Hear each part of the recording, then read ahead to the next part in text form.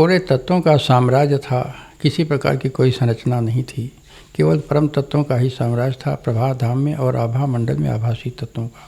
परम तत्वों से सत तत्व और विभासी तत्व बाहर निकले। सत तत्वों के सामूहिक स्वरूप को प्रकाशात्मा और विभासी तत्वों के सामूहिक स्वरूप को संशय पितकोण कहते हैं। तो प्रकाशात्मा से प्रथम शिवोहम नाम निकला और संशय पितकोण जो सफ़ेद विभासी तत्वों का भंडार जो चेतन तत्व हैं, उनसे अनादि बोधिका शब्द का प्रादुर्भाव हुआ और उसमें से विभासी तत्व का एक शरीर सुंदर रूप नारी का उत्पन्न हुआ, जिन्हें अनादि बोधिका कहते हैं। तो इस प्रकार वो परम नियंता शिव और अनादि बोधिका ही आदि हैं।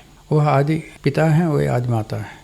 तो ये दो स्वरूपों ने अपने तात्विक योग से प्रथम उत्पत्ति किसकी किया, उस विषय में हम बता रहे हैं। ब्रह्मांड के बाहरी भाग को पराधाम कहते हैं और मध्य भाग को आभा मंडल कहते हैं। दोनों के बीच में त्रिविध बेढ़ा है, जिसके विषय में विस्तार से आगे बताया जाएगा। हम यहाँ इतना ही बताते हैं कि पृथ्वी ब्रह्मांड के मध्य भाग में है। तो प्रथम अनादि बोधिका और परम नियंता शिव ने एक आकारित प्रधान पुरुष की उत्पत्ति किया, जिन्हें अर्धनारीश्वर शंकर कहते हैं, जिनके कटी भाग पर पृथ्वी है। इसके बाद इन्होंने उनके सहयोगी 5 कलाओं का निर्माण किया। रजोगुणी ब्रह्मा सरस्वती, सतोगुणी विष्णु लक्ष्मी, तमोगुणी रुद्र पार्वती, तिरोभाव कर्मा मां महेश्वर और अनुग्रह कर्मा शंभु ब्रह्मचारी। ये 5 कलाएं शंकर के सहयोगी कला हैं, जिन्हें इन्होंने उत्पन्न किया। अर्धनारीश्वर प्रधान पुरुष शंकर के कटी भाग पर पृथ्वी है।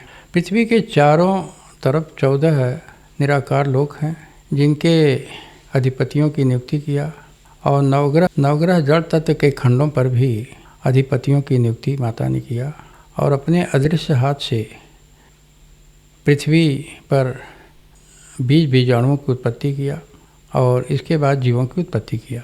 इस प्रकार सृष्टि में परम नियंता शिव माता अनादि बोधिका ने आभा मंडल में उत्पत्ति का कार्य शुरू किया।